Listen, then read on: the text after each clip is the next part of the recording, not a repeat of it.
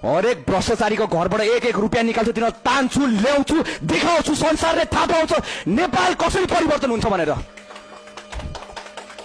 कसैले नछोड्ने, कसैले नछोड्ने, बुढो भए पनि नछोड्ने।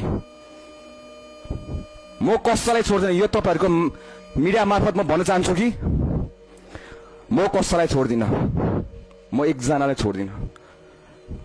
म मेरो देशको कसम खान्छु,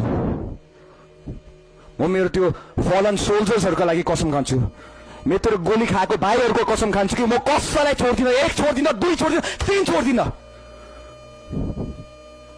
मेरो देशलाई लुट्ने नेताहरू जसरी तिमीले हरेक आमालाई दुःख दिएछौ, हरेक जनतालाई दुःख दिएछौ, कसैलाई छोड्दिनँ। यो हेक्का राख्नु, कहाँ भाग्नु छ भाग्नु, अहिले नै हो चान्स।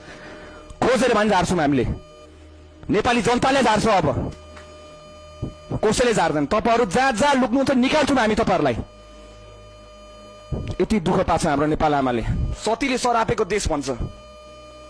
यति राम्रो छ हाम्रो देश। हेर्नुस् हिमाल पहाड तराई। म जहिले घुम्न जान्छु, मलाई के दुःख हुने बित्तिकै, मलाई के गाह्रो हुने बित्तिकै जहिले घुम्न जान्छु। झरना हेर्छु कति राम्रो छ, पहाड हेर्छु कति राम्रो छ। ओके, म सुदन गुरुङ, हामी नेपालको अध्यक्ष। एकैछिन पक्रै कस्तो आशा आयो भने त्यत्तिरै कस्तो राम्रो लाग्यो क्या मलाई।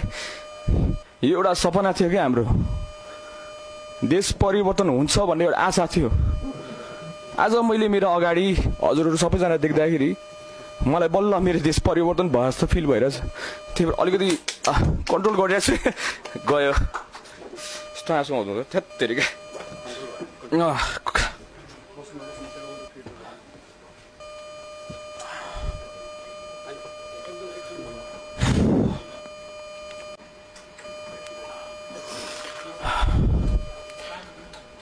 अलि पानी मेरो अलि सुतेको छुइनँ कि म, अनि त्यही भएर अलिक विक फिल गरिरहेको छु।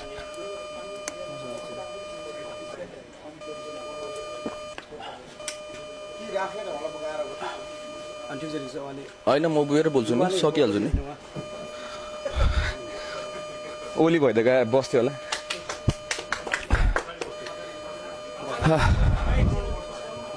ओके, म सुरु गरेँ। आई थिङ्क अब आँसु अलिकति झरिसकेको जस्तो लाग्यो। त्यो एकदम धेरै देखेको छु नि त मैले बाटोमा, मेरो भाइहरूलाई पिटेकोदेखि लिएर होइन, मेरो साथीभाइहरूलाई गोली हानेकोदेखि लिएर होइन। यत्रो त सानो सानो भाइहरू थियो, गोली हान्दै